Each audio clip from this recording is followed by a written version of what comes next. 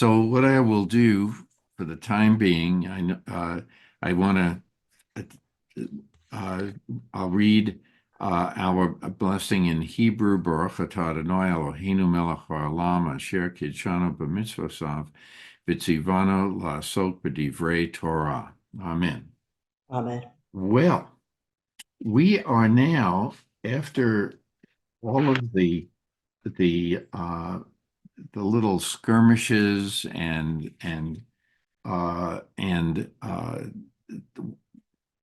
issues with defeat, with deception, and like that, the Israelites are now going to actually enter into conflict. And so I thought it would be it will stimulate some very different types of discussions. And what I decided to do is to break this up. Who would be able to read today from their books? Okay, so we have four of us that can do this.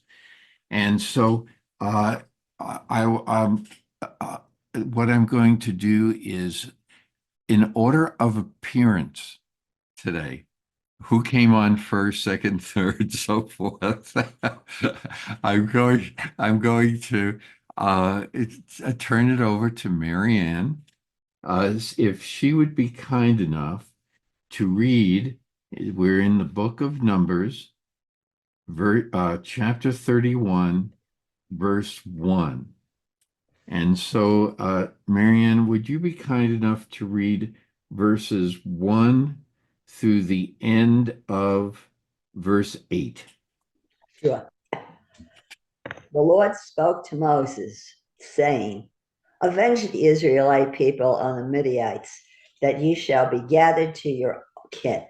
Moses spoke to the people, saying, Let men be picked out from among you for a campaign, and let them fall upon Midian to wreak the Lord's vengeance on Midian. Well, I lost my place. You shall dispatch on the campaign 1,000 from every one of the tribes of Israel. So 1,000 from each tribe was furnished from the divisions of Israel, 12,000 picked for the campaign. Moses dispatched them on the campaign, 1,000 from each tribe, with Phinehas, son of Elzarah, serving as priest on the campaign, equipped with the sacred utensils and the trumpets for sounding the blasts. They took the field again from Midian. So the Lord had commanded Moses, and slew every male. Along with the other victims, they slew the king of Midian, Evi, Rechan, Zer, Hur, and Rehob, the 5 kings of Midian. They also put Balaam, son of Beor, to the sword. I'm sorry, that's at the end of what? Well, that's good. That's good. Hi, Ken. We are in Numbers 31, verse 1 through verse 8. Okay. And I guess Chris will be signing in. So any comments about what Marianne read?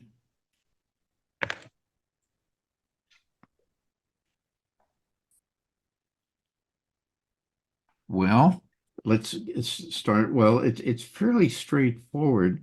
I have a question. Yes. So about the context. So avenge the Israeli people on the Midianites. So what exactly what the Midianites have done? I know Very good question. And as long as we're starting, we should go. Okay. Here we have we've had interaction with the Midianites, and if you go back into Genesis, okay, your question raises a very good series of answers. The first is, if you go back, Abraham has to purchase land from them to bury Sarah.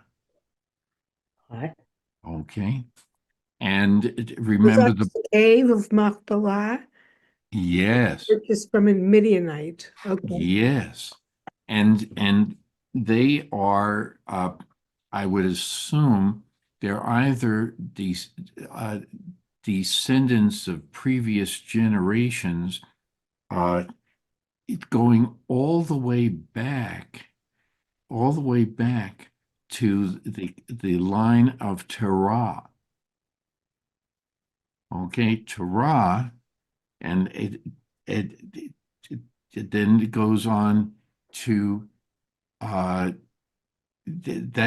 line will eventually become two important lines in the story, one of which is that of Laban, okay, because he's a direct descendant, and Abraham's father is a descendant, okay, of Terah, okay. I'm getting ahead of myself what I wanted to say for the end, but you raised the question, so we will do this. So the entire book of Genesis, from this point on that I mentioned, are interactions with Midianites in the tribes of Sodom and Gomorrah, that whole general area, and other issues.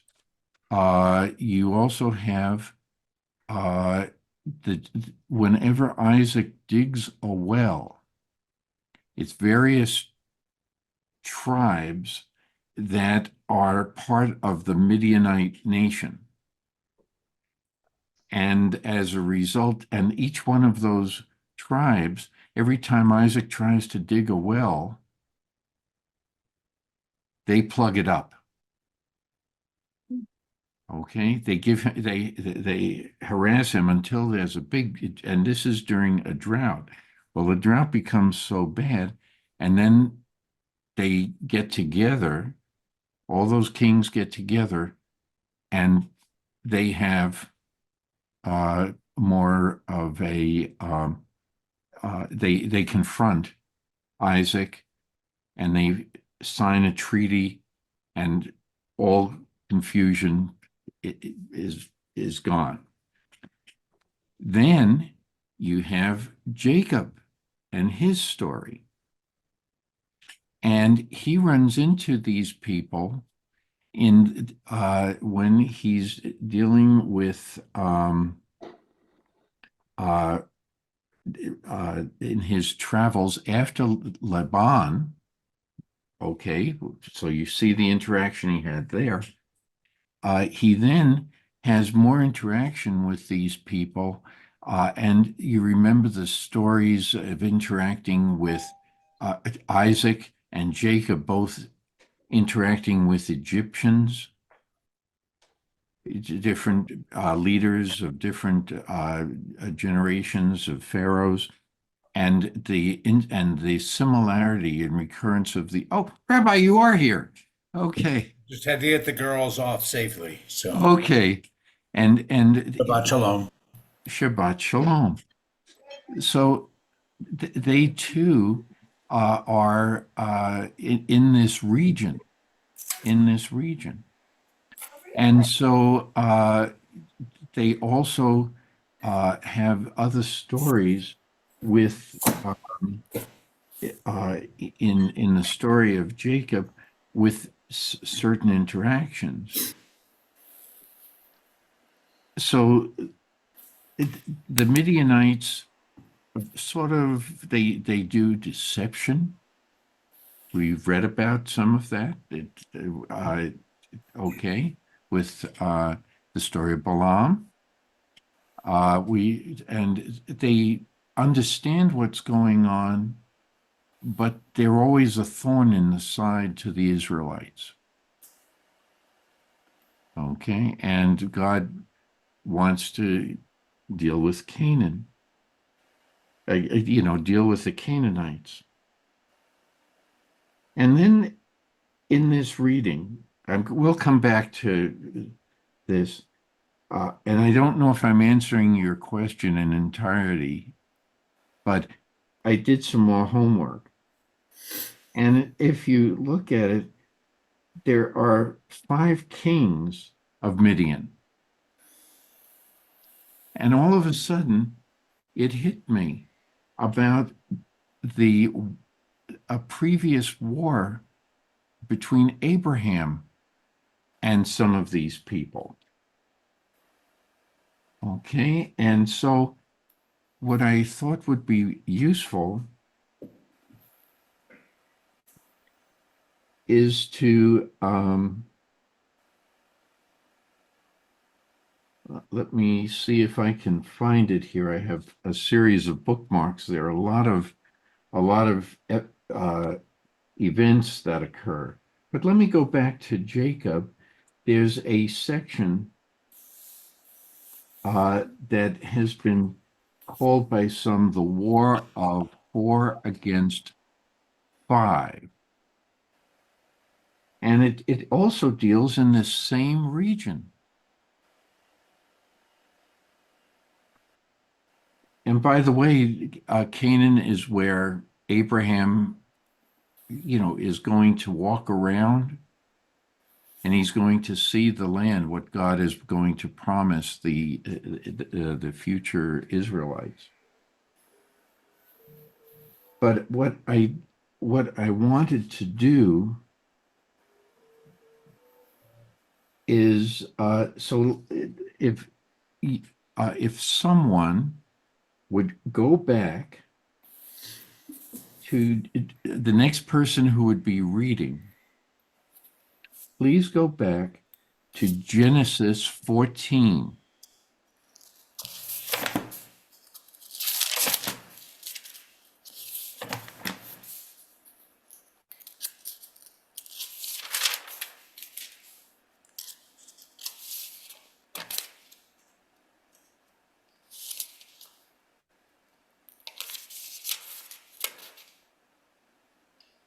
Okay, and some have read what Donna is going to read.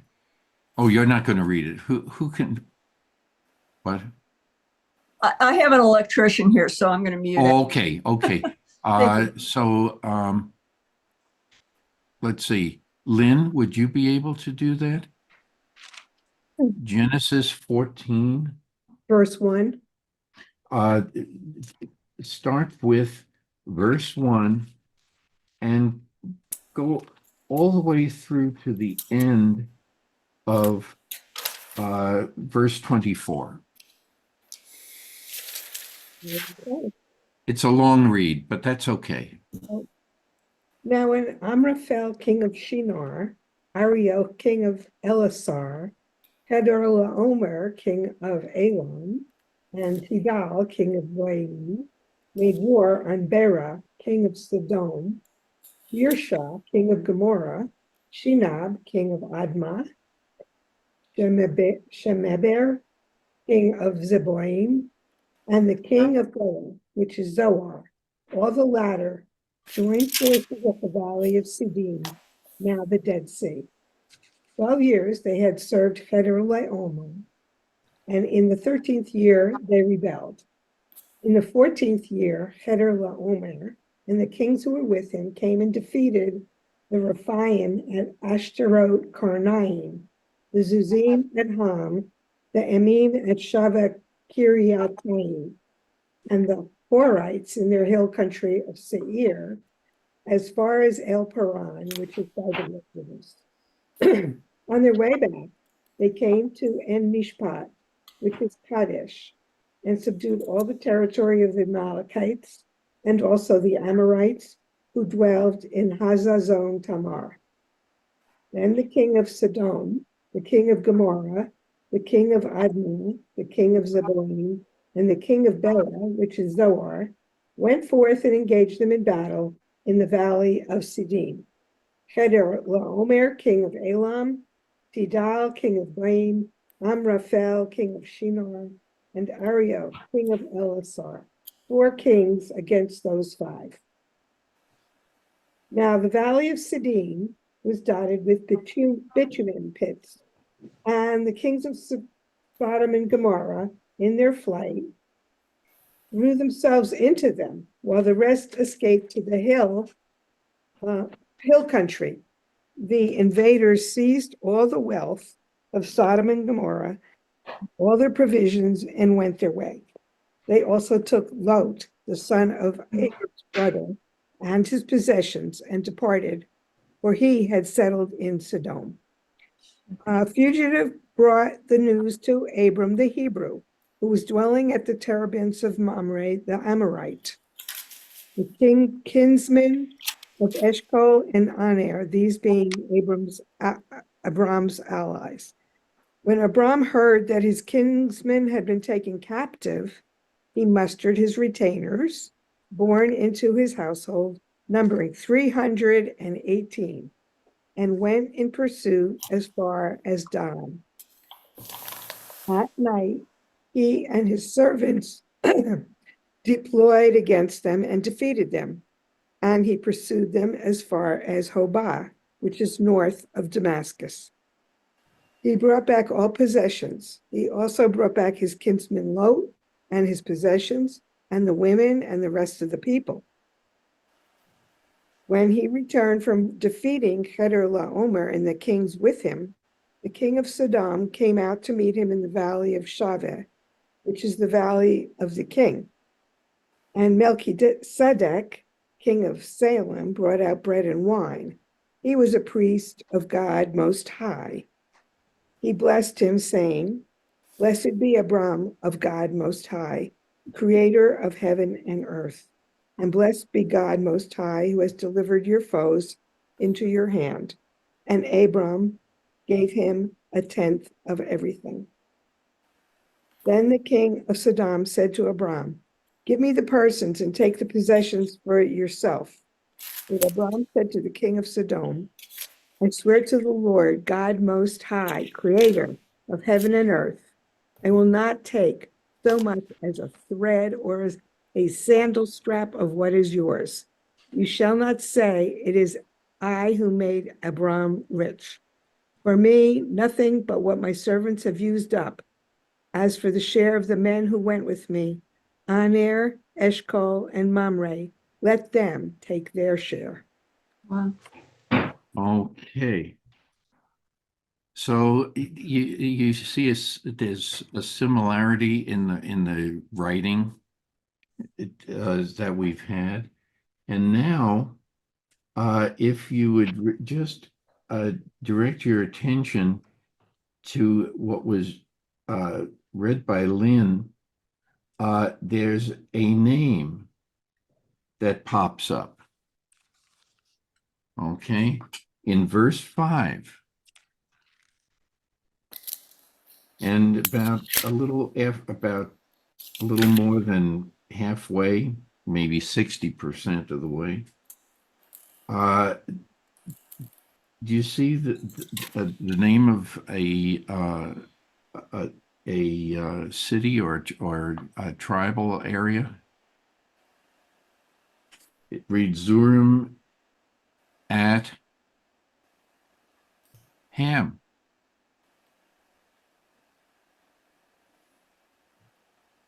So this is something that struck me. Who is Ham? Was the son of Noah? Yes. Yeah, but it's not. Well, I Hey, would Nick. question. I would question whether it's related. It is not related. Yeah. It's Okay. because it's in a different area, but it struck an interest, and I thought a little bit. So I went back to the story of Noah.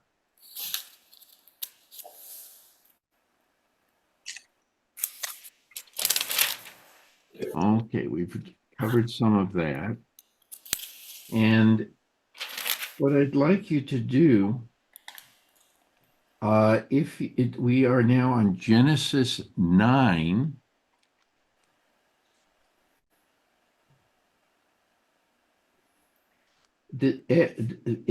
If somebody could read verses 18 through through the end of 27. Okay. And this is after the flood, the waters have receded. Okay, they've seen the rainbow, and that's a different story. But if somebody would then pick up on Genesis 9, verse 18, and read to the end of verse 27. Marty, I'll do that if you'd like. Thank you. Thank Sure. you. Excuse me. The sons of Noah who came out of the ark were Shem, Ham, Japheth, Ham being the father of Canaan. These three were the sons of Noah, and from these the whole world branched out. Noah, the tiller of the soil, was the first to plant a vineyard. He drank of the wine and became drunk, and he uncovered himself within his tent. Mhm. Ham, the father of Canaan, saw his father's nakedness and told his two brothers outside. But Shem and Japheth took a cloth, placed it against both their backs, and walking backward, they covered their father's nakedness. Their faces were turned the other way so that they did not see their father's nakedness. When Noah woke up from his wine and learned what his youngest son had done to him, he said, "Cursed be Canaan. The lowest of slaves shall he be to his brothers." And he said, "Blessed be the Lord, the God of Shem. Let Canaan be a slave to them. May God enlarge Japheth, and let him dwell in the tents of Shem, and let Canaan be a slave to them." 28? Well, the rest just Okay. talks about the age. Okay. So now this is the story that we're about to read is sort of like the conclusion of the Noah experience. And what he says, okay, and he after he learns about everything, he mentions a curse. In my book, this is sort of like a poem or a song. Is that correct, Rabbi? Because of the way it's divided up. I know those forward slash lines do not exist in the Torah, but would it be read that way? I'm Would not it be sure read that what way you or asked. written that way? Well, Marty, written I that don't way, know would you where are also? you? I'm Oh, not I'm sorry. sure. We are I on don't know Genesis. what poem are you talking about? Can you help me out, please? Sure. In Genesis, okay, 9 Yeah. verses 25 through the end of 27. So you said that this is written as a poem? I was wondering because Some of the yeah, English translations yeah, Oh, and yeah, and some of the structure sees that as a poem or perhaps a later emendation. But no, in the Torah scroll, these verses are not written separately like some of the other ones are. okay. Yeah, Thank you. Thank you. if that was your if that was your Okay, question. that's one question. Yeah. The other is, does anyone see a connection between what Noah is saying here And what we read now in Numbers 31.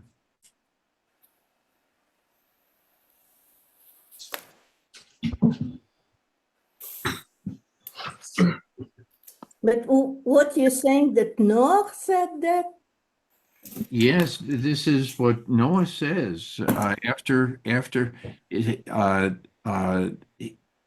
uh, Ham comes back and wants to tell, seeing what his father has done, and he's naked and drunk and all that, Yeah. and he tells the what Yeah.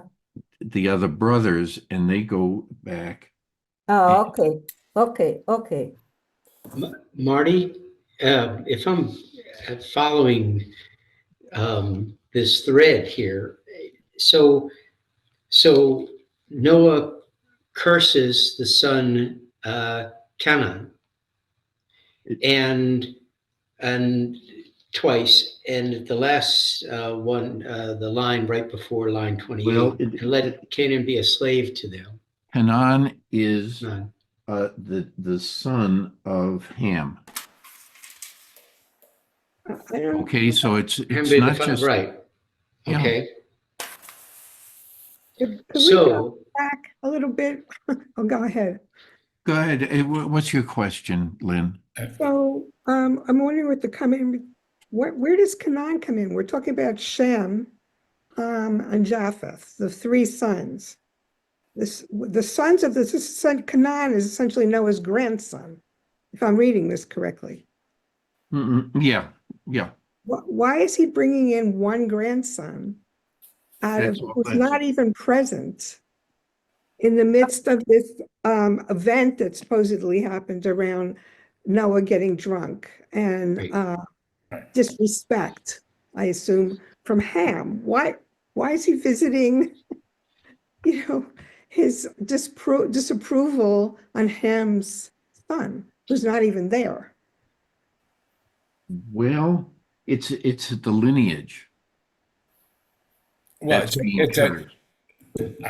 if I may, Sure. yeah, Please. in the sense it's a prophecy of, but the scholarship would tell us it must have been added in later, and that's one reason why the literary style is different than the rest of the narrative. Okay, it obviously is from a different author, probably a later author who's trying to again reinforce the hatred between Israel and Canaan, whatever. Okay, but Marty, I just do have to point out it may or may not have impact in the direction that you're trying to go. Okay, but the son of Noah is Ham, Okay. and the king here is Ham. It's spelled differently, the different names, and they most likely are not connected. Oh, Okay. So, I mean, Thank you. it's an interesting, possible connection, but linguistically, it wouldn't make It sense. wouldn't hold up. Right. Okay. Right.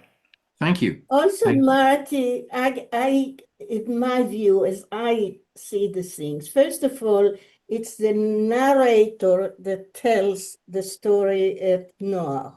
It's not Noah that says Right. Ham and Yefet. Okay, so that's the third person. But the other thing is that with all these peoples that we meet later on, maybe they existed, the Canaanite and the this and the that. But the story of Noah comes from a different dimensions. So, I mean, for me, to look at Ham as the one that Canaan comes later because they sit in the land of what's become Israel and then they fight. It's kind of, nice story.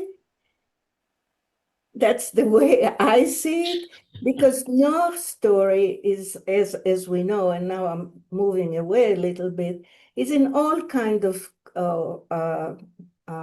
cultures, the flood and all that. So it's a kind of a mystical story, fairy tale kind of.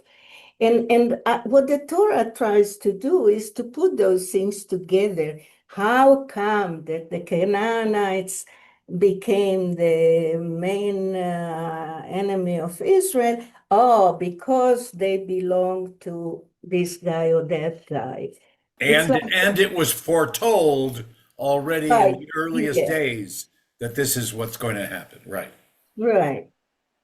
So it's a little difficult. What you're doing is a wonderful thing of connecting this thing. That's really wonderful. It's like when we say that Edom and the Edomites come from Esau that had red hair.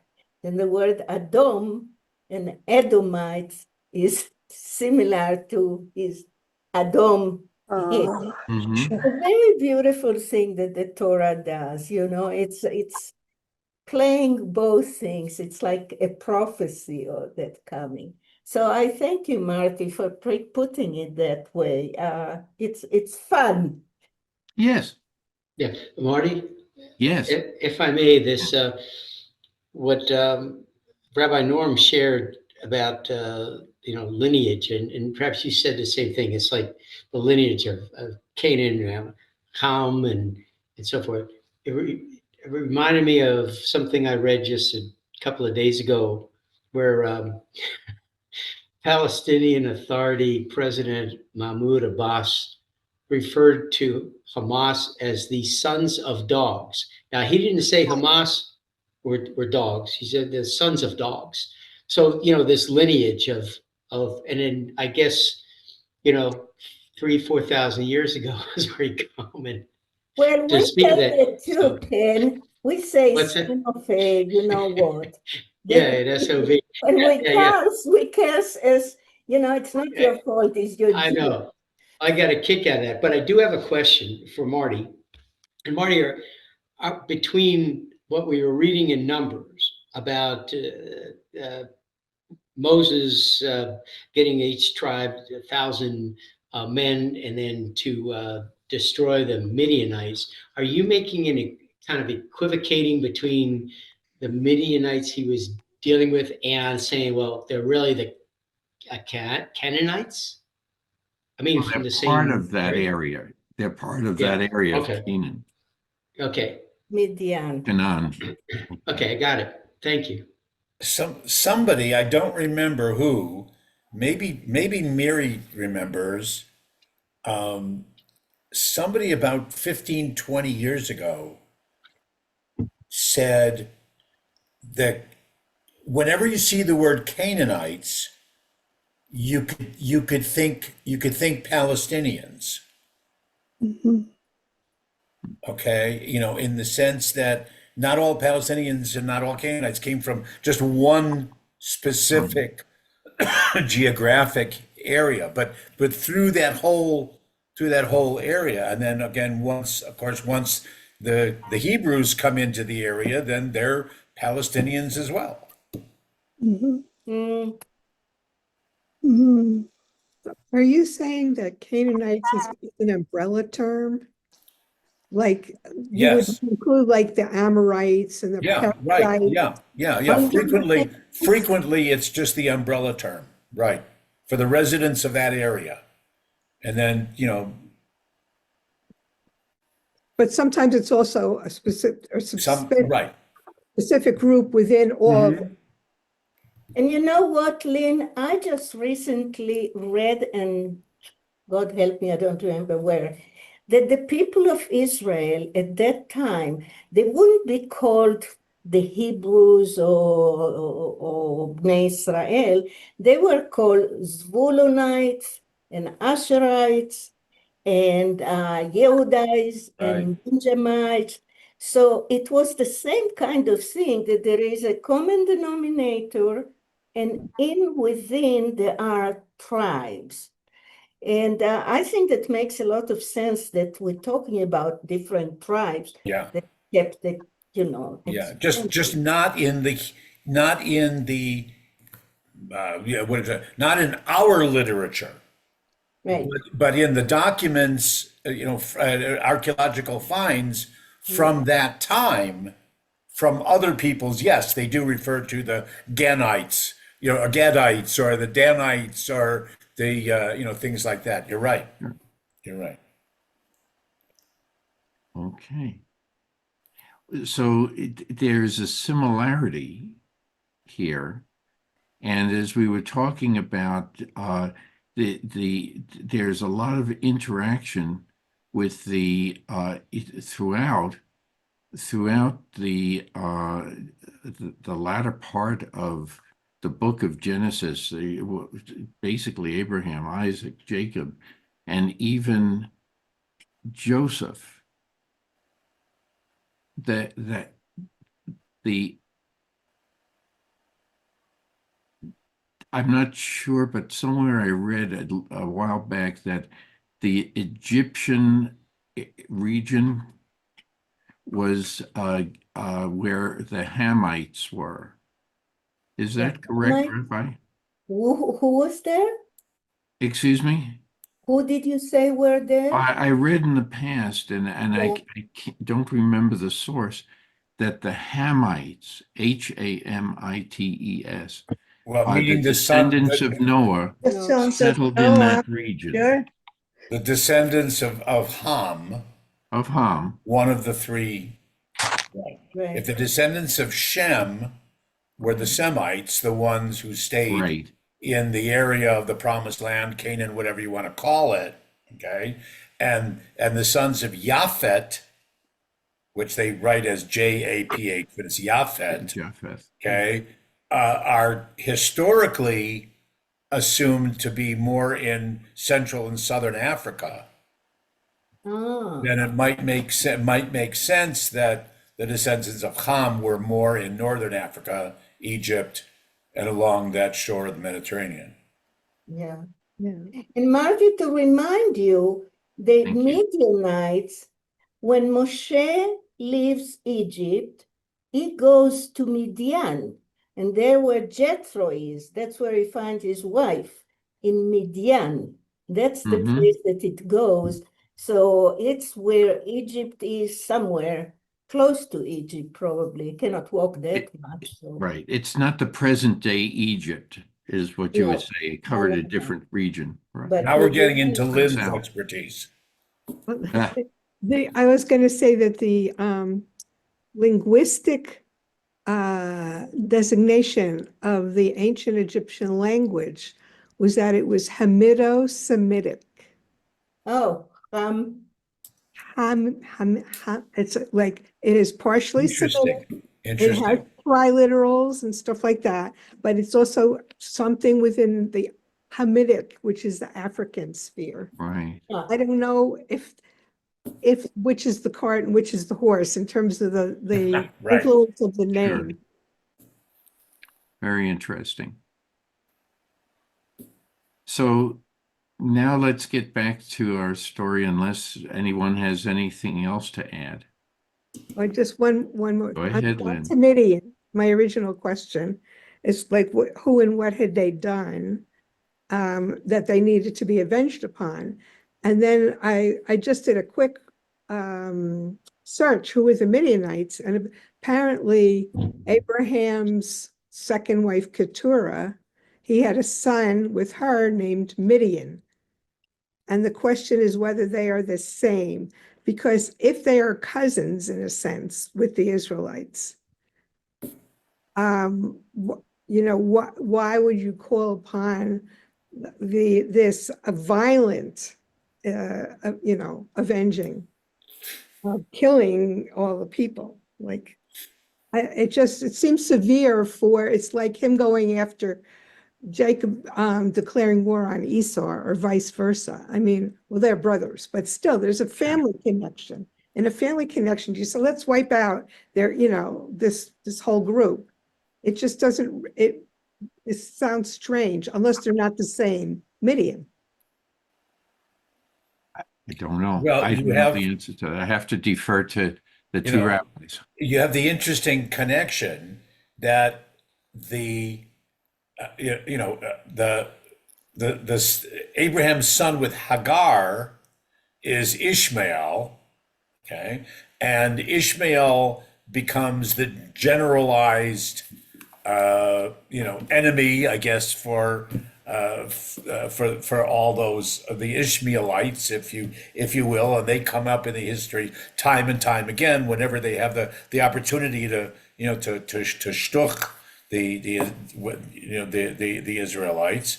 And then there's that, at least in Jewish tradition, Keturah is actually Hagar. Ah, Okay, that they get together again and they have another child, and that's Midian, who also has this tense relationship. And you're right. It might might not necessarily be an individual. It might be just a name that was then taken to refer to all of these other enemies from a different time as the Ishmaelites. yeah. The other thing that we need to remember is that names, and it happened in our modern life, is that names were given by the place that the family lived. So if Abraham was at that time in Midian, then it could be the Midianite. How the names were given with meaning in Hebrew, but if we think about, let's say, I mean, like it's done with professions, tailor and so forth, but they give also by the place. People were called by the place. At first, Ben of, the son of, and then they would say Shlomo the Midianite or Yaakov the Canaanite. So in this case, Lynn, it might have been that the birth took place in a certain area that was called Midian. So the child will be a Midianite. I don't know, that's kind of association for me. Sorry. Okay. Any other ideas? Now, for those that know the names of places that research there, if you go today to Israel, there are many settlements and places that were named on names of places in the Torah, like Keturah that you mentioned. Keturah is in the Negev, so it's a place that they call it that way. So someone that does that, I need to find out who does that to decide to call this area Keturah. Maybe it's because of the place that was biblical. I don't know. It's another way of looking at it. Sure, that could be also. Right. Kadesh Barnea is in Eilat. So Kadesh probably was in that area.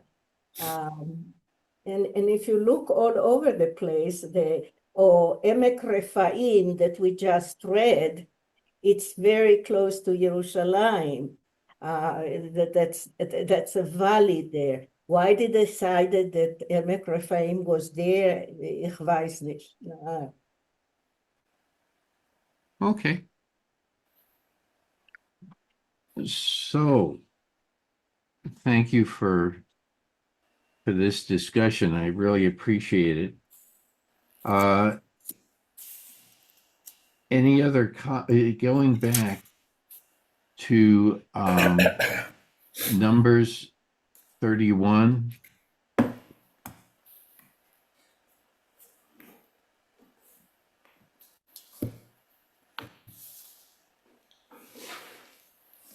And we would pick up on verse 9. So if somebody would care to read verse 9 through the end of 12. I can read now. Oh, thank you. Thank you. Yeah, thank you. The Israelites took the women and children of the Mennonites captive and seized as booty all their beasts, all their herds, and all their wealth. And they destroyed by fire all the towns in which they were settled and encampments.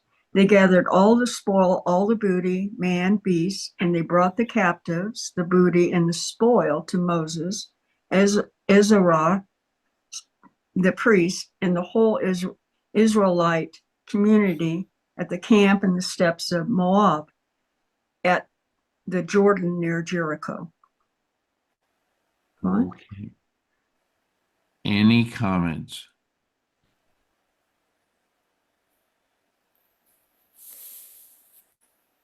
Well, I think it's interesting that they brought all the stuff that they looted to Moshe and to Eleazar, the high priest, Right.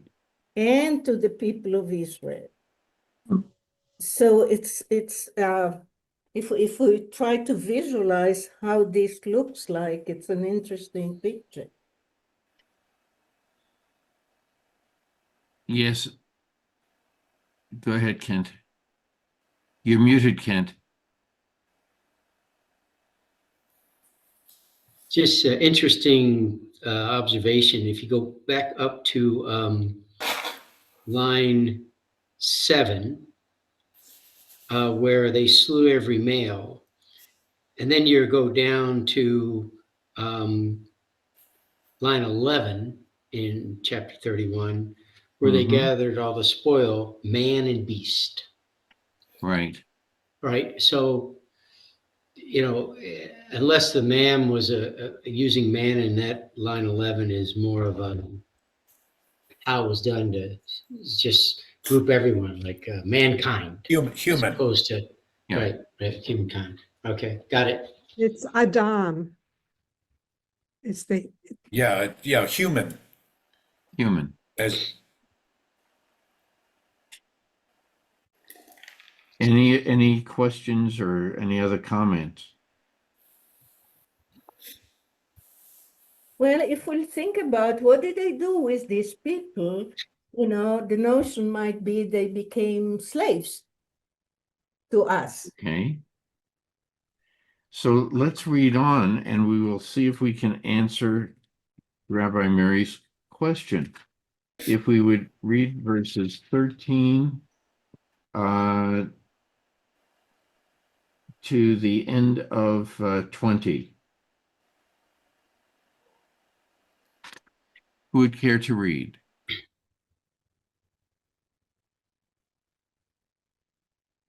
Go ahead, Donna.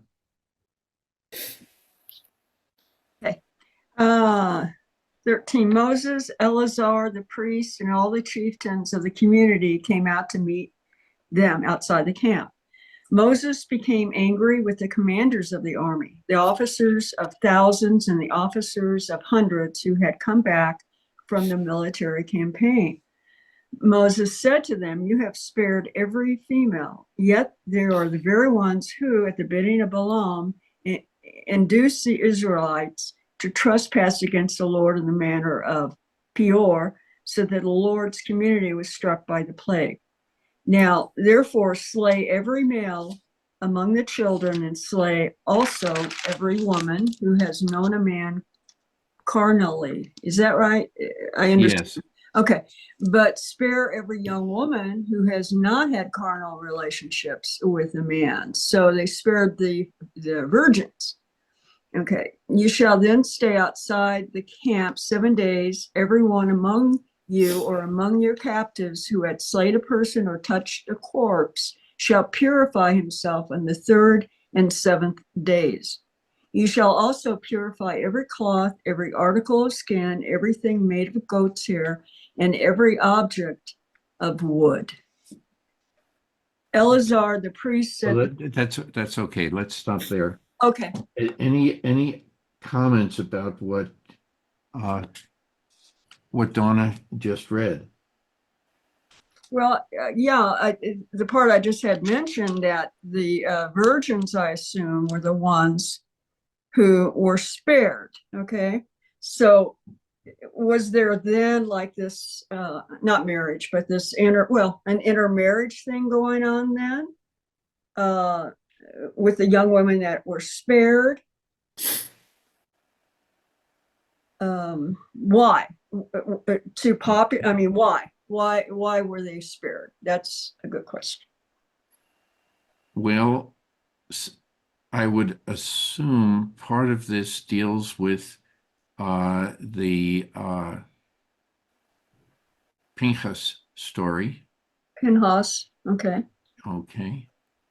But because maybe the guile of the women who were more experienced would be there, be it at play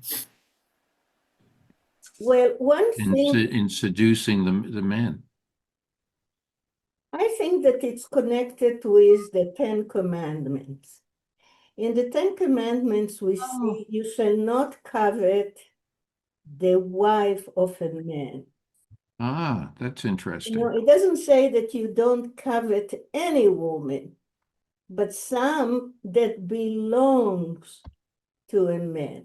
So probably assuming that those were part of the belongings of the man that they're going to kill. That's what comes to my mind. So the other ones that never belong to any man are open to be looted or whatever. Okay, that's another possibility. Rabbi Norman, do you have any other things to add? No, I mean, I think you're probably on the right track. Is that there's a distinction, and there always has been, and not whether it's because it's the Ten Commandments or just the way that the cultural taboos develop themselves, is that there's a sense of protectiveness towards the younger women or the girls. Or, it's not so much that they're virgins as that they're innocent. Mm. Okay. So, on the one hand, on the second hand, Jewish law certainly makes a distinction between, and this is when you get into the question about with the Ten Commandments, whether it's coveting or whether it's actual adultery of trying to have sexual relations with a woman who is, and not only just married, but engaged to or betrothed to Right. another man. Is that the penalty? Same thing in the same thing in the Catholic Church is that the penalty for someone who does that is on a higher level rather than someone who has sexual relations with a woman who's not betrothed or married. And the assumption in those days was that a woman who had had carnal relations with another man was married to that man, because having those relationships automatically made you property of the man.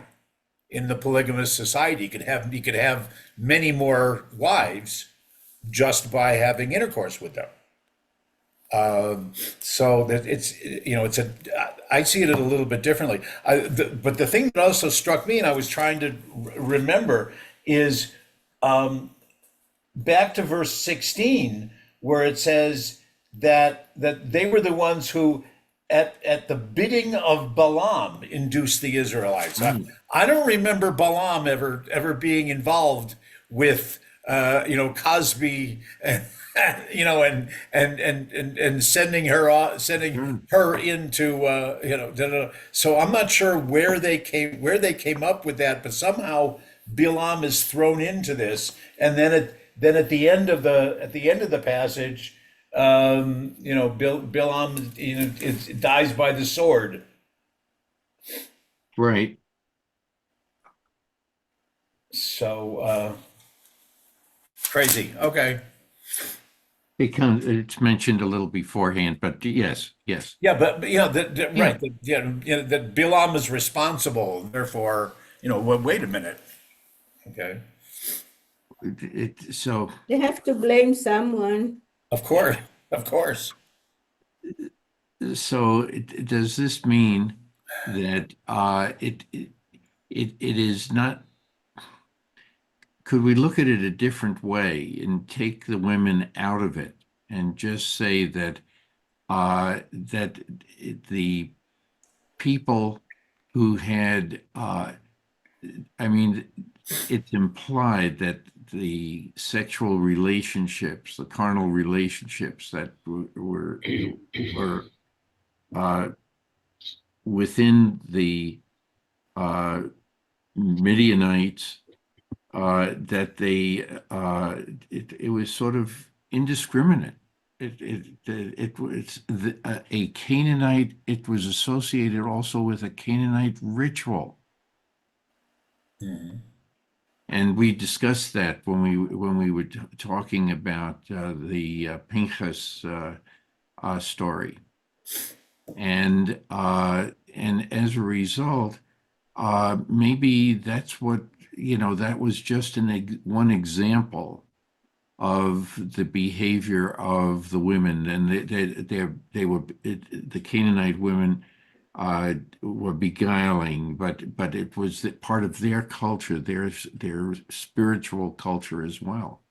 And maybe that's what another factor that has to be entertained as to why not only the men but the women have to be slaughtered.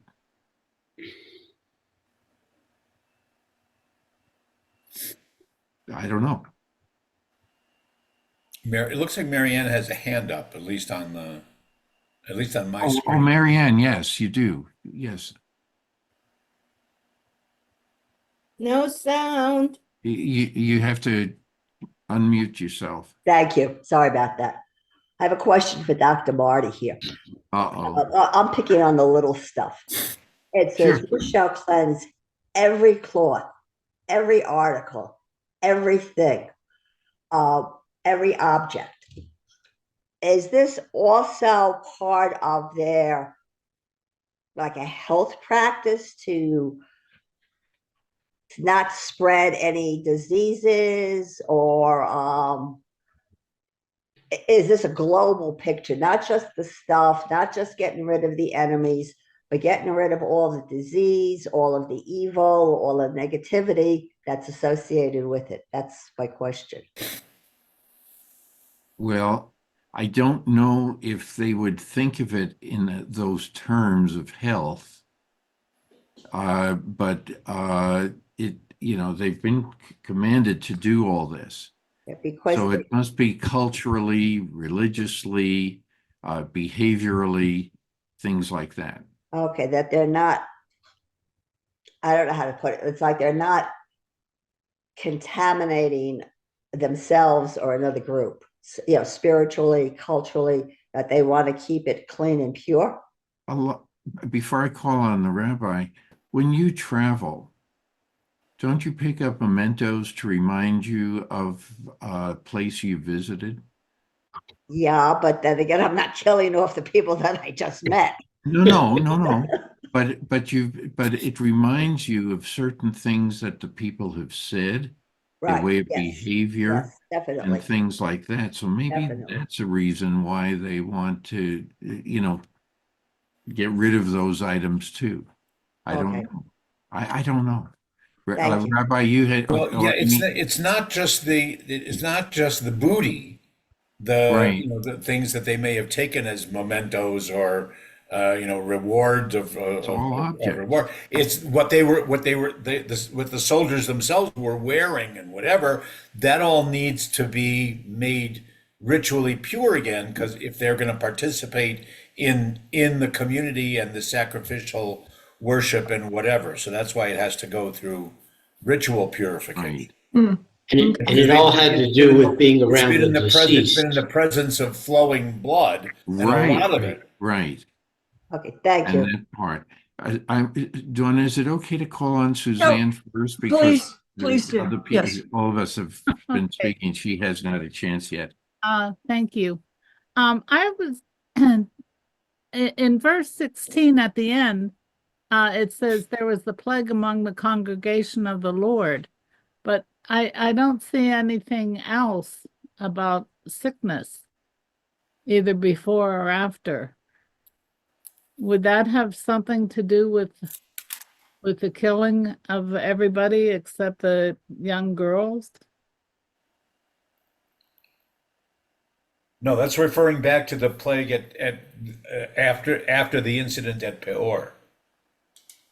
Oh, It's like when the Lord's community was struck by the plague. Right. It's past. okay. Yeah. And what happened at Peor again? I'm sorry, I just don't remember. Okay. That's the That's Pinchas. the Pinchas story. That's the Pinchas story. The where Pinchas the priest stabs the Israelite and the Midianite woman. Oh, they were the ones Right. Okay. Right. Mhm. Yes, Oh, yes. okay. I got it. Okay. Donna, you're on. Well, I was my brain was going back to, when they were traveling, or was this after? Yeah, when they were traveling or lost in the wilderness, and they carried the ark, and prior to that, then they had, was it a commandment? Then the high priest, that was something that was happening then too, with if you touch a corpse, correct? Correct. And So that's another reason they have to, basically go to a mikveh and get yeah, clean, well, and so purified. so it's been something that isn't new in this passage. It's something that started way back, right? Correct? Okay. Oh yeah. Yeah. Yeah, they were right. And were other cultures they did that? I don't know. I don't know. Probably not. Okay. I just don't know the answer to it. Yeah. So it's not a new thing. It's something that they have done. And if it was because of all the blood and the fear of being contaminated, they had to be cautious of that too. I mean, they didn't want to totally get wiped out from, somebody who was sick or, okay, that's it. Okay. Okay, so, Rabbi Mary. Well, I think that the whole scene here is very weird to me. It's weird that Moshe is directing the people to slaughter. Yeah. I cannot recall another incident in which, in this case, is Moshe and Elazar the priest, with directions how to do it, to do it. I just, I really cannot recall any incident like that. I think it's very strange to me that Moshe gets into the details who to slaughter. So that's something very strange to me. Who decides to kill? The other thing is that they burn the city or the area to the bottom. And we're going to see that there are certain places that they said you can burn everything except for touching the trees. So it's, all these directions, how to destroy the enemy, it's really not, and I don't remember going out of the camp and purifying yourself. I mean, but in my age, I'm entitled to forget. So, so I don't know, but I remember about the trees, and I cannot recall, as I said, Moshe directing who to kill. So, Rab Norman, you're younger than I think. Not much, if at all. I'm not sure. Um, I was looking to see if there is a comment here about that, and only that something that's from the Ramban, from Nachmanides, that says that you know Moses may be angry at himself and directs his anger against the army commanders, or he may be going out of his way to avoid charges of favoring the Midianites because that's where his wife comes from. Mhm. So, but yeah, you're right. I'm not that familiar with Moses himself. Um, Becoming the chief of staff, yeah.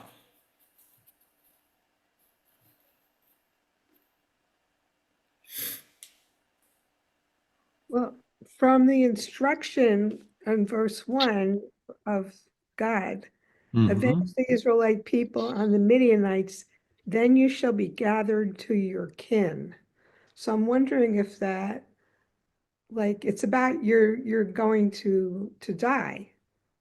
This is what the last thing you're going to do to protect the integrity of worship, that we don't worship Baal Peor, as the Right. Midianites did. And this is sort of one of the things you need to do before you pass on. And there's a transition in leadership and everything. I wonder if that enters into this equation of kind of getting everything in order. Oh, it's a good idea. Hmm. It's a good idea. Not sure, but it is worthwhile to consider that.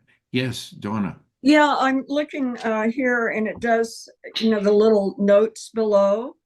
They're saying it was the Lord. Moshe he was doing the Lord's bidding. It was Moses speaks to the people about the Lord's vengeance. And this will not be a war primarily for land or personal gain from the dishonor that the Mennonites attached.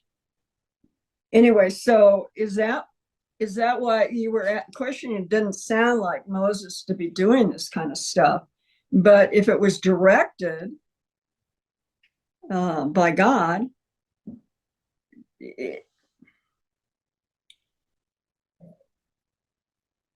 it puts him in a position that he had to do it. It's Is that correct? it suggests that. Because it does say about the reader and or the notion of even a holy war. Right. That's an interesting little footnote there that explains some of it to me.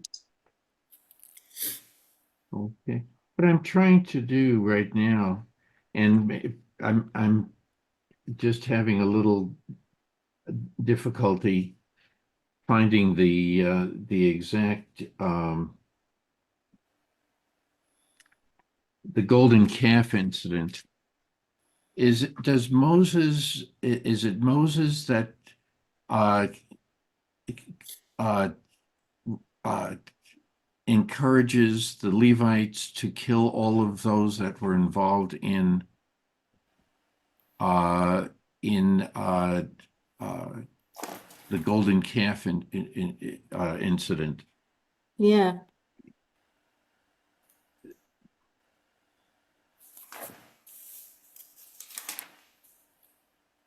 And I apologize, I'm just having trouble turning to it.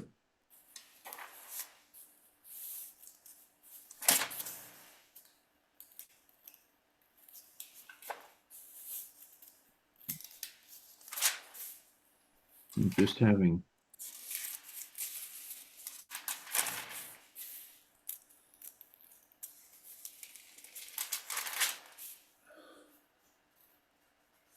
So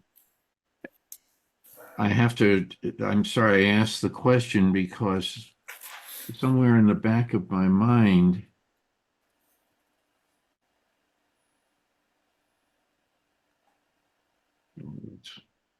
Yes, Marty. yes, Exodus 32, starting at verse 25. okay, thank you. Want me to read it? Please. Moses saw that the people were out of control since Aaron had let them get out of control, so that they were a menace to any who might oppose them. Moses stood up in the gate of the camp and said, "Whoever is for the Lord, come here." And all the Levites rallied to him. He said to them, "Thus says the Lord, the God of Israel, each of you put sword on thigh. Go back and forth from gate to gate throughout the camp and slay brother, neighbor, and kin." The Levites did as Moses had bidden, and some 3,000 of the people fell that day.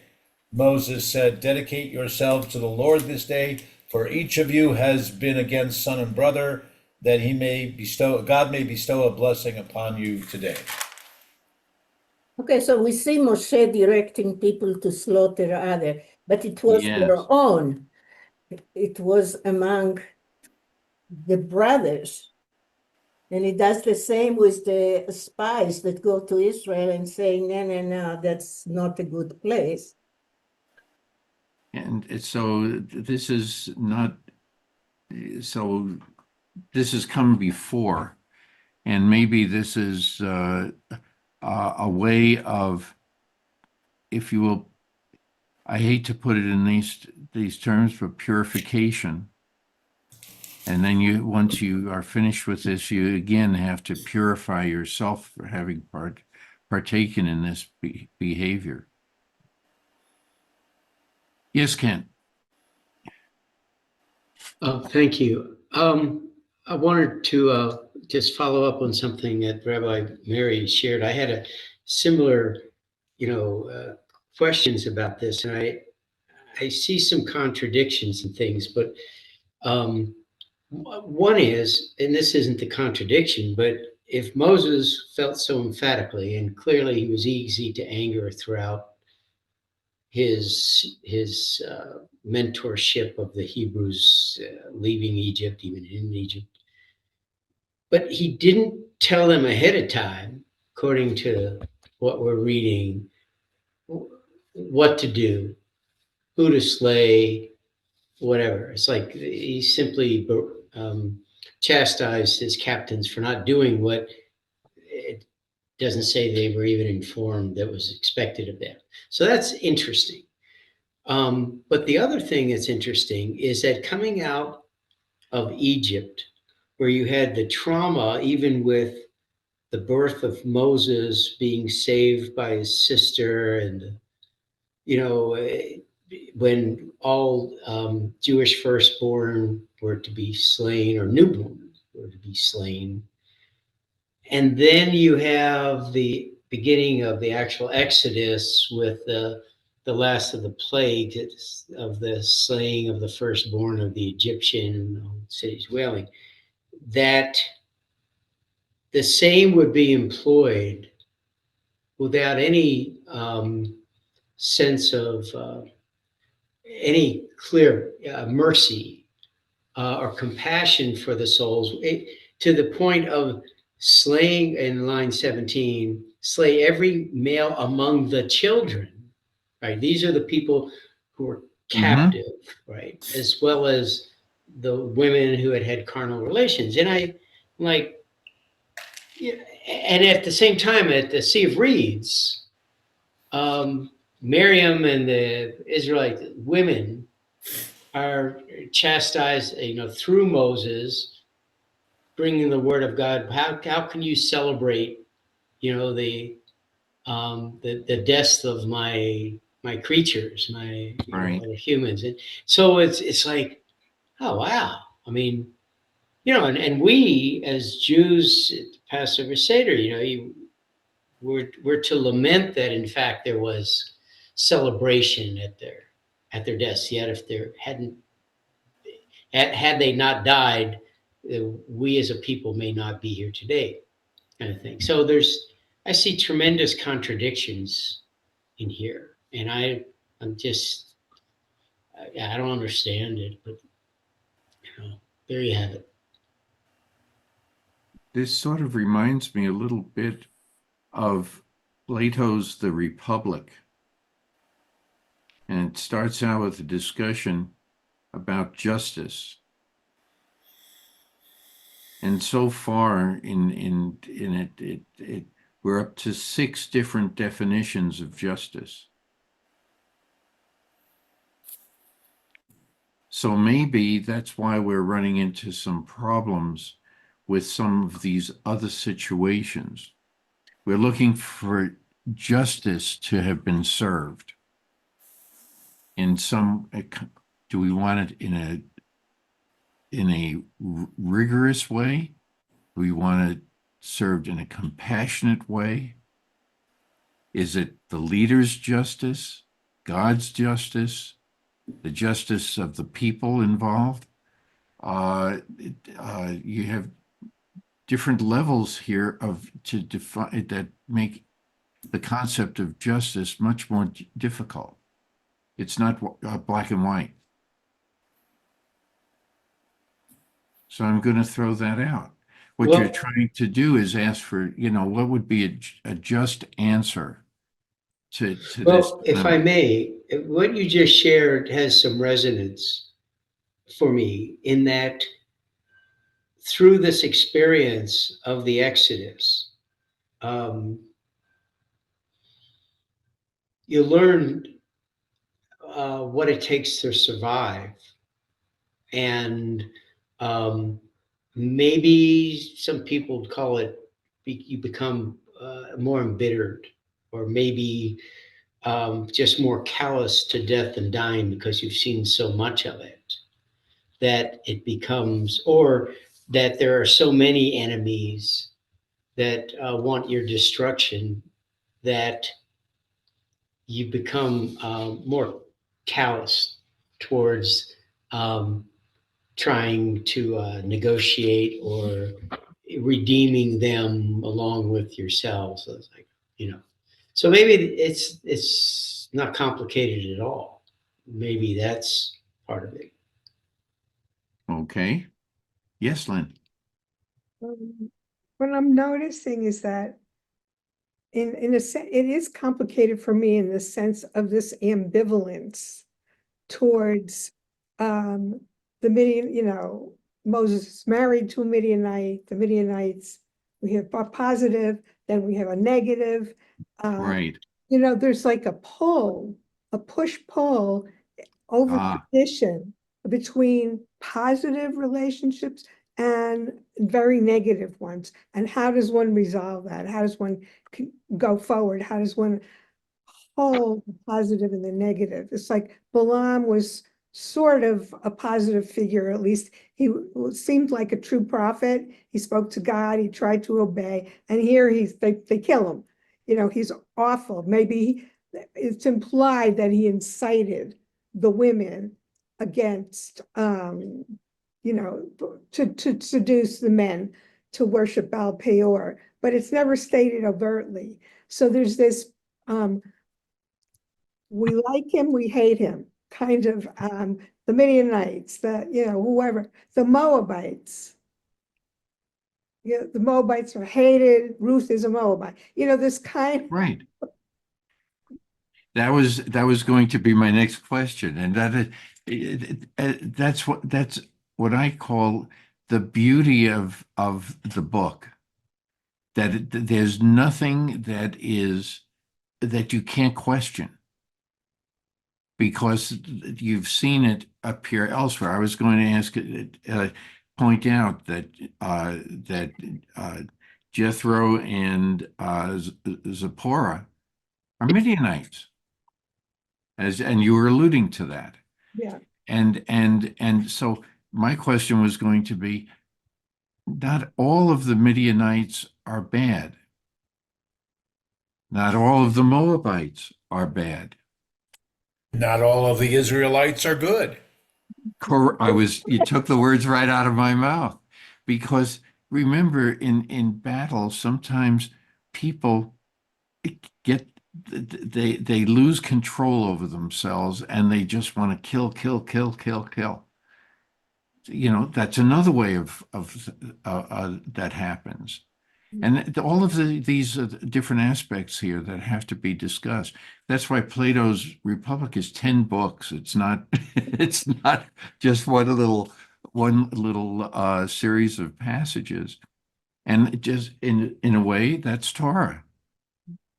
it also raises the modern spiritual question, whereas many of our rabbis say, oh, the central tenets of Judaism is to see every human as B'Tselem Elohim, not just Jewish humans. Right. And how does that play out when you're instructed to kill children? You know, in what sense are we looking at certain groups as B'Tselem Elohim, and when do we fail to do that? Excellent. Mhm. So these are all different aspects to that's the beauty of Torah in my mind, that we're challenged to come up and we can read it at face value and not have any of these types of discussions. But I think it's vital. I think what you're pointing out is very important. But a lot of the so-called evil ones, there's still good people among them. And as the rabbi pointed out, you may have the same situation, but on the reverse side. You want to believe that something is good. I mean, think of our American Revolution. Okay, and we say, oh, that was great. But wait a minute, if you were a Brit at that time, you would say that the Americans were very evil.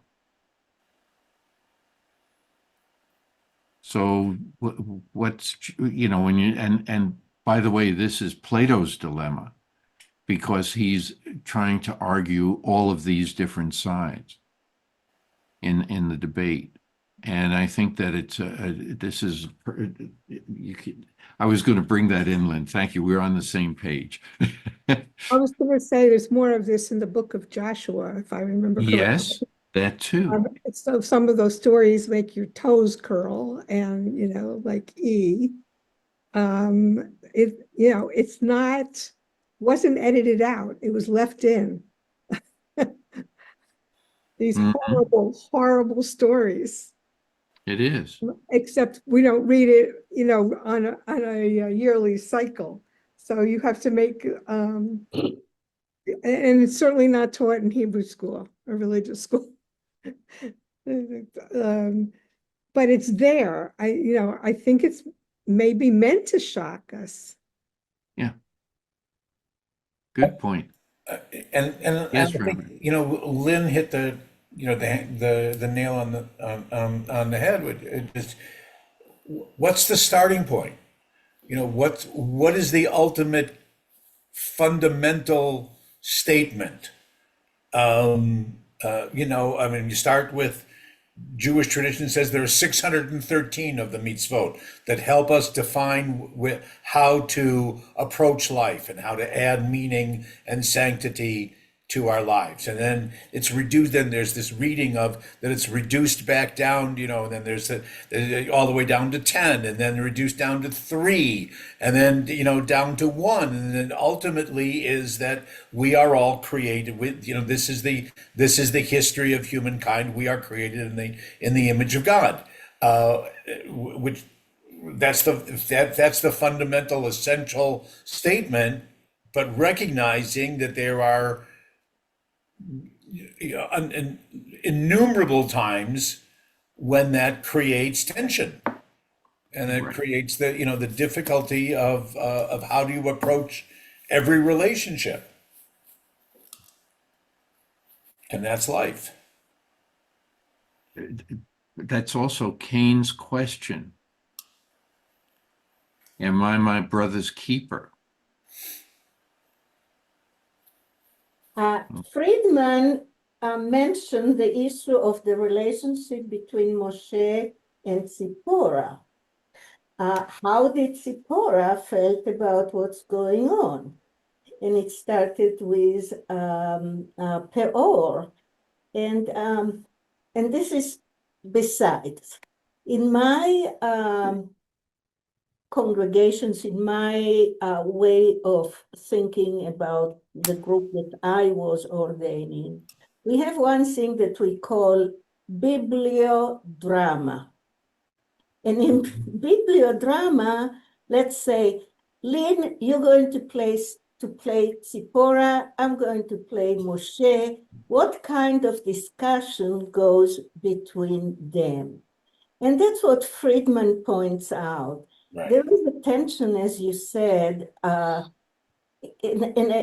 fact that Moshe was very well treated in Midian, this is really a problem and very domestic relationship that goes in, and so everyone is upset there. So that's another point that they mention, and Friedman mentioned that we don't have in the Torah how people feel. You know, it's more a quiet thing. And he mentioned Abraham when he stays with Isaac, with Yitzhak. We don't know how Abraham feels at that moment. So we have to put ourselves in those shoes and try to figure out the psychology that goes in the heads of those people. Anyway, that was a parenthesis. Thank you. Thank you. That was good too. Yes, Rabbi Just Norman. if anybody wants to follow up on what Rabbi Mary was talking about, it developed out of a concept in psychotherapy developed by I think a fellow at Columbia, Peter Pitzele, Pitzele, is the one who started using bibliodrama Interesting. in family relationships and Right. transactional analysis stuff. Peter Fascinating. Pitzele is the one who develops it. I remember there was another approach that must also be modern. I don't know where the origin is to read the Torah as though we are each character. Mm-hmm. That's Mhm. So yeah, we are the Midianites, we are the Israelites, we are Right. Moshe, right. we are Tzipporah. And then because all of those aspects are within Right. us. Mm-hmm. Yeah, so we Yeah. see all perspective through us. I mean, how other people in the shoes there that they are. So in addition to history and literature and economics and military and Culinary. culinary, how to prepare food and everything, and other rituals that what happens when someone dies, birth, death, all these issues. We can now add psychology. We've discussed the sociology and everything else. You could pick this book up and look at it multiple ways. That's Yes, also fascinating. That's why it's been around so long. Yeah. Right. might be a reason. Yeah. Okay. Any other comments? So, uh, let's see what happens to I forgot where we left off. Uh, are we at verse 21? I believe so. Yes. Yes. Okay. So, who would care to read from verse 21? Let's do to the end of verse 30.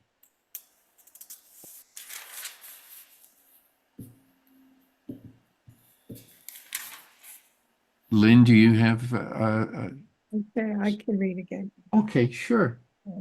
Um, You were the only one looking up, so you stood forward.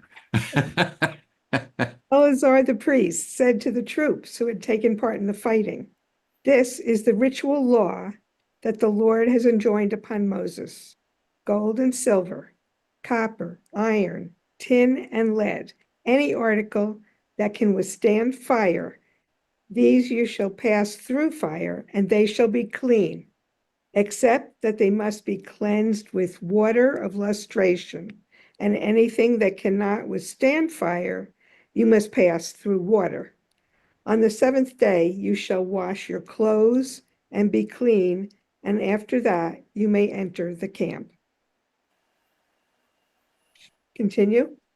Uh, yes, we can do that, and then we can come back to this section, or we can discuss it now, whatever since you stopped, would you like to make some comments about this? I'm wondering where they're getting all the water. Yeah, good question. Maybe the rock was still, putting out some water. Rab Norm, how do you translate Bimei Nida? Nida is something else that I know what it means, but Right. Well, my translation here, one of them says lustration, but I Yeah. don't know what that word means. What is it, 23? yeah, Yeah, The other one, that has come up before too. purify, purify. wait a minute, wait a minute, wait a minute, wait. 23. Sasha loyavo v'eistaviru v'mayim. Right.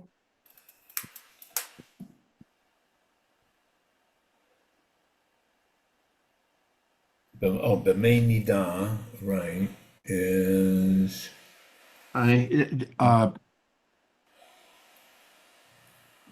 don't, there she is. Yes, Marianne, could you read, while they're looking up some information, Rabbi Plout's comment in the footnote on page 1224, water of lustration? Yes, water of lustration, described in Numbers 19:12. Jewish tradition maintaining that only vessels used for food were included in this regulation. Took these rules as the basis of the rules governing the shunning of utensils. Yeah, koshering of utensils. Is this the same concept as the water of lustration in a mikveh? no, That I No. don't know. Is this no. is list of lustration? Is this Bimei Nida? Yeah, Yeah. b'mei nida. Yes. Well, I have here, this is, I think, from Rashi. Furthermore, the term nida, may nida, literally, the water of menstruant, implies that even if the vessel did not come in contact with a corpse, it must still be immersed in mikveh that is acceptable to purify a nida. So nida is menstruating, and to purify all the rest of the stuff needs to go through how do you purify the blood of menstruation. You have to do the same kind of process to the to the rest of the thing. So it's interesting using the purification system for this for the other stuff that needs to be purified. I find this sentence very interesting. The main nida, the water of nida, it's going to, the same system is going to be used.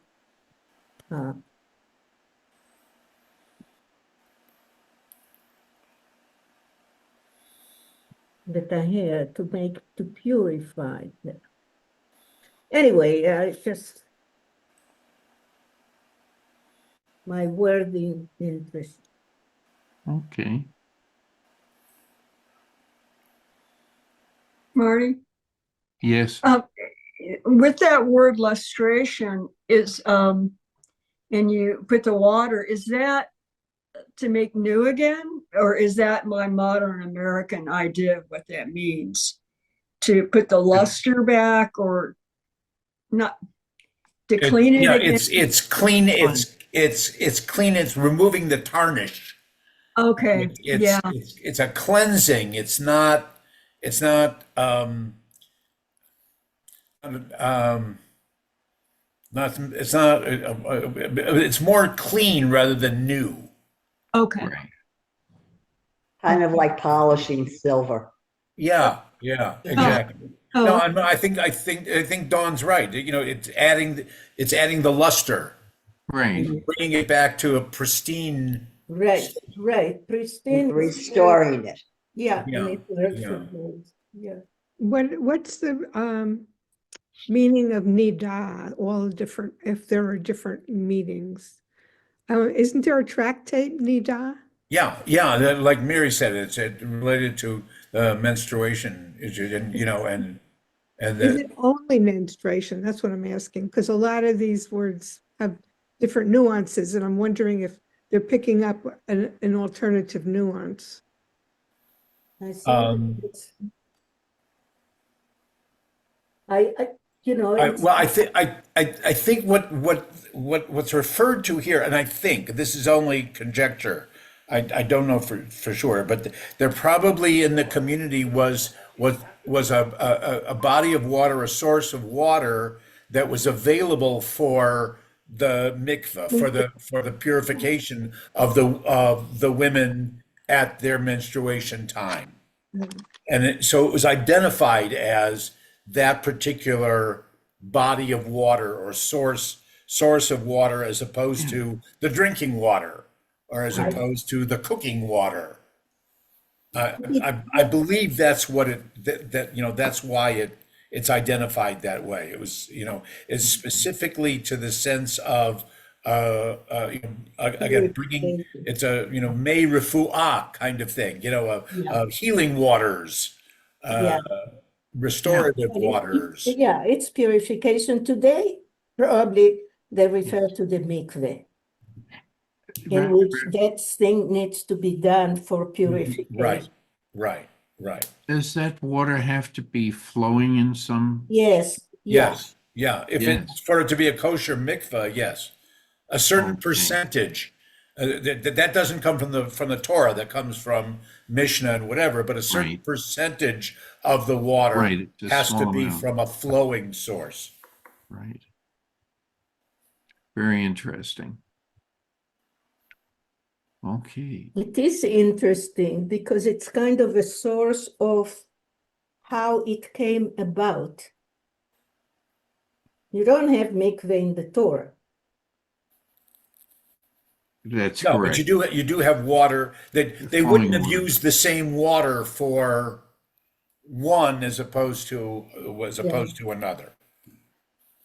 Mhm. But So again, it goes back to again what the initial question of where did all the water come from? Well, and mukdam well, Torah.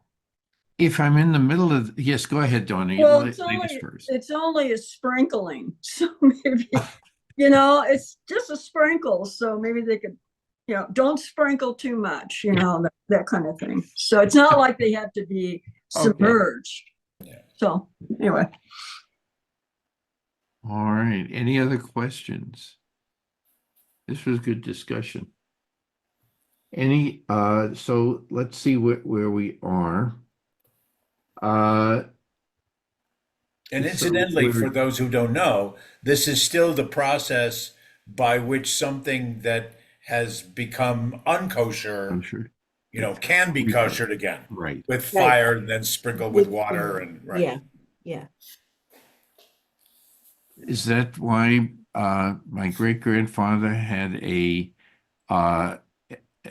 little canister of acetylene torch with an acetylene torch, and he would go over it and then run water over it? Might have been. Okay. Or they put it in the Fire. on the dirt, on the soil to clarify. Anyway, Very interesting. Yeah, you can use sand. right. We in the past they used sand to wash instead of Yes. soap. Right. Yes. Yeah. Marty, this is Chris. Sorry, I've been blind all this time. Hey, Chris. Question, Hi. Rabbi. I have a question. on Friday's service, they were talking about making the Torah kosher to be donated again. And Yes. definitely they will not use water for that. Or would they? No, How no, could they no, no, make no. that Torah It's kosher? kosher. Kosher being used in a different, in a different context. Sure, sure, I understand. Okay, not the same like kosher to eat or Okay, whatever, but a kosher Torah means that all them and any mistakes or any smudges have been cleaned up and and things like that. okay, okay. Thank you. Thank you, Chris. And if any other questions before we move on? So would you, Lynn, since you were reading, would you care to read on the next from 25 through the end of 30? Okay. The Lord said to Moses, "You and Eleazar the priest and the family heads of the community take an inventory of the booty that was captured, man and beast, and divide the booty equally between the combatants who engaged in the campaign and the rest of the community. You shall exact a levy for the Lord. In the case of the warriors who engaged in the campaign, 1 item in 500 of persons, oxen, asses, and sheep shall be taken from their half share and given to Eleazar the priest as a contribution to the Lord. And from the half share of the other Israelites, you shall withhold 1 in every 50 human beings, as well as cattle, asses, and sheep, all the animals, and give them to the Levites who attend to the duties of the Lord's tabernacle." Any discussion or questions?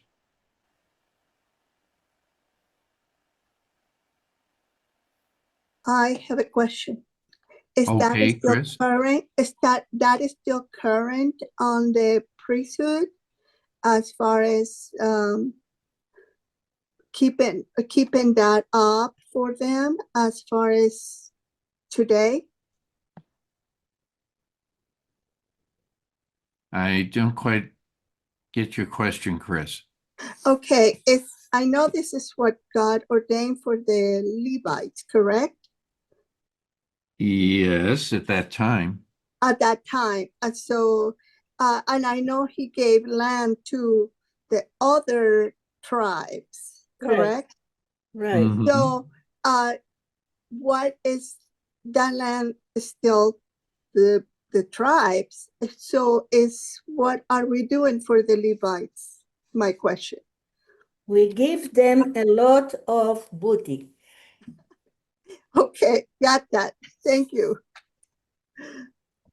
When they separate, they say half goes here, and then 1/4 goes here, and another quarter goes to the Levites. Okay. Thank you. I had always wondered what happened to them. Okay. Any other questions?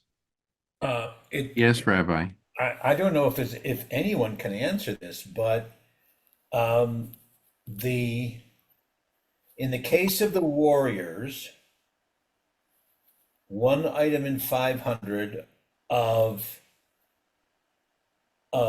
persons. Okay, Mm-hmm. that's nefesh mechamesh hameot. Okay, that's it. I mean, Adam. I mean, from where this, where's this? The nefesh comes in there, and then from the other ones, And then for the Levites, it's 1 in every 50 humans. It doesn't have the nephesh part phrase in there. The Hebrew is phrased differently. And that's what I'm trying to figure out. I mean, the English makes it a little bit different. It says one of persons, oxen, asses, and sheep. And then the other one is human beings as well as cattle, asses, and sheep. All the animals. But the Hebrew is specifically different, but I don't see any comment as to why that is. I'm just wondering what that's supposed to mean.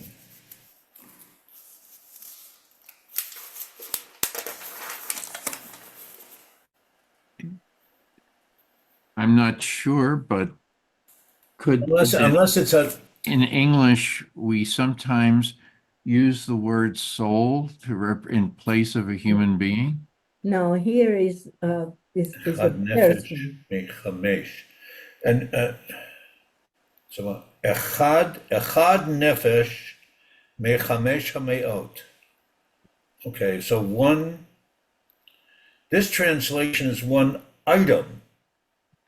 I guess it's like one individual thing, whether it's Okay. a human individual or whether it's an ox or a cow or whatever. I, it just I'm following along in the Hebrew, while other people are Sure. reading the English, and it just struck me as being the phraseology was different, and I couldn't figure out exactly what the difference was. Is it like poetic parallelism that they? Maybe, or it may have had commercial import, in explaining the worth of the commodity. I don't know. I, I have to Marty? rely on those people who Yeah, do the Hebrew. One share out of 50 and Friedman puts a comma out of 50 from humans, comma, from cattle and from sheep and all the animals, we shall give them to the Levites. Okay. Okay. So it goes, you shall take half of the children of Israel, you shall take one share out of 50 from humans, from cattle, from asses, and 500, yeah. yeah. Marty, may I comment? Yes, Kent. Okay, so I cannot speak to what Rabbi Norm asked because I'm not sure exactly how that broke down as to parceling things out. But one thing, if I did my mental math appropriately, it seems to me that the warriors, those who were engaged in battle, which you go back several lines, there were 1,000 from each tribe, so 12,000, probably, maybe including the officers, maybe not, but say 12,000. But there are many more Hebrews. So it reads that half share. Okay, so that you take all the booty and you split it in half, but that would mean that the preponderance of the booty went to the warriors. Right, to the Levites. Right. No, No, the warriors. The warriors. to the warriors. So that the smaller group of 12,000 had half the booty, and the rest of the peoples who were not engaged in battle had the other half. And from that, it was apportioned what would go from each of those entities, warriors, civilians, Right. to the Levites. Mm. And so that the civilians would have had less of everything because there were more of them to share. And then it was apportioned out to the Levites got from each entity some. But it seemed, what my takeaway was, the warriors were to be more greatly honored with the booty that they obtained through battle. And not that the rest of the civilians weren't to be honored at all, but they hadn't achieved it. Therefore, they got a big, greater share.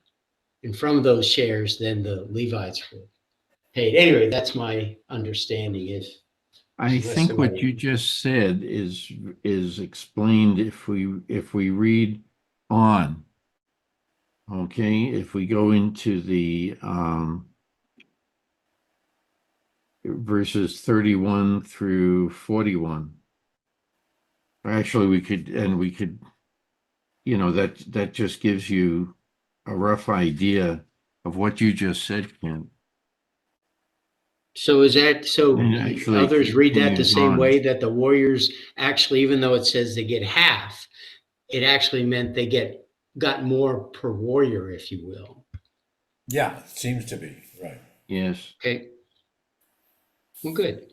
Rabbi Norm, it could be in here because as I'm reading the translation, we have humans and we have individual. So what it sounds like, that's why nefesh appears in singular. Every, one person out of 500 from the humans. So it's one person out of the entire 500 humans. So maybe there is a differentiation between saying nefesh and saying Adam. Could be, right, could be. I just don't, Michamesh meot Adam. the structure didn't make sense to me, but that's okay. That happens. Now, let's say that you change the word nefesh to something else, like Adam. Then it would be very difficult to understand what they want. Or they would say Adam Echad. Right, This Adam is Echad Nefesh. Single Yeah, point. yeah. Like Marty made, single, maybe. Yeah. It's interesting, yeah. It's just a little confusion for me in the Hebrew. That's okay.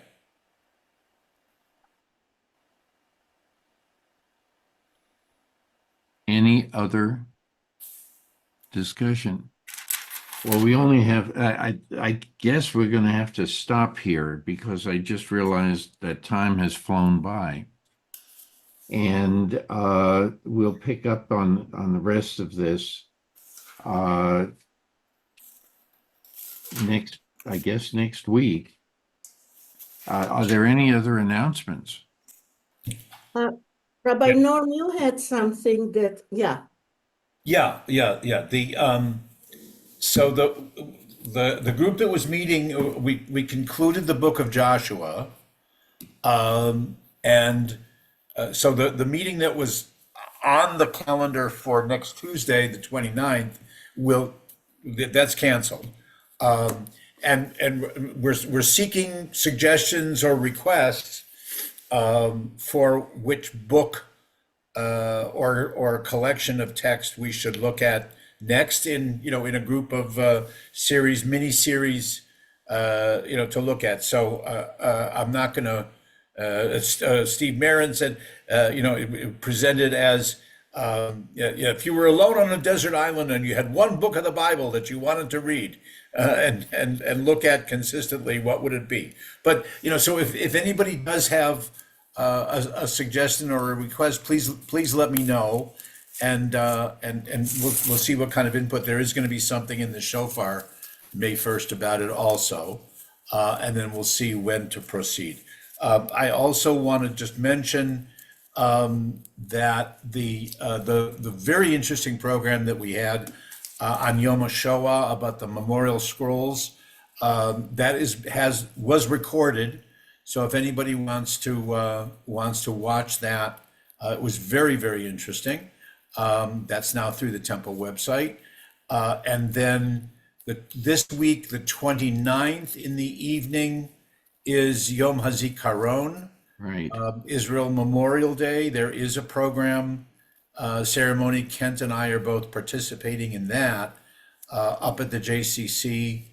I think it starts at 6:30, right, Kent? Yes. You know, yeah, 6:30 I on believe so. Registration No. opens at Tuesday. 6 to let people in. At 6 p.m. Yeah, you can right, enter. right. And you do need to register in advance for Pre-register. security purposes. And then though Yom HaAtzmaut is officially the next day, but the Jewish community's celebration is on May 4th, again, later in the afternoon, up at the JCC, and you can register online or through a link through the temple. And apparently there will be a shuttle available. I just don't know all the details about it, but you can sign up for that as well. Good. Isn't Yom HaShoah too? Yom HaShoah was. They changed?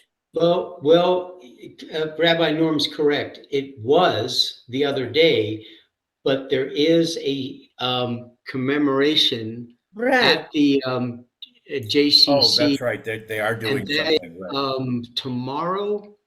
No. On Hold on a Sunday, second. yeah, it's Yeah, it could be tomorrow. tomorrow. They're From doing 2 o'clock. until 3:30 tomorrow. Right. Right. It's at 2 o'clock. At the J. And interesting. I don't know if anybody else saw this. There's a move, and I don't know if it has to go to the Israeli Knesset or whatever. There is a proposal that, and this is the first that I have seen it, that this Shabbat, the Shabbat between Yom HaShoah and Yom HaAtzmaut, is now being referred to as Shabbat Tekuma.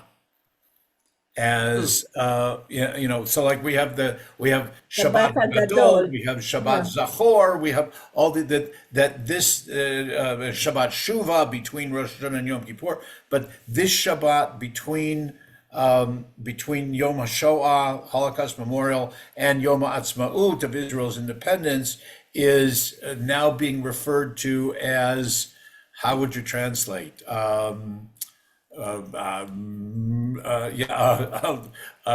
don't want to use the word resurrection. That implies something totally different. But Come, stood up, appeared. Yeah.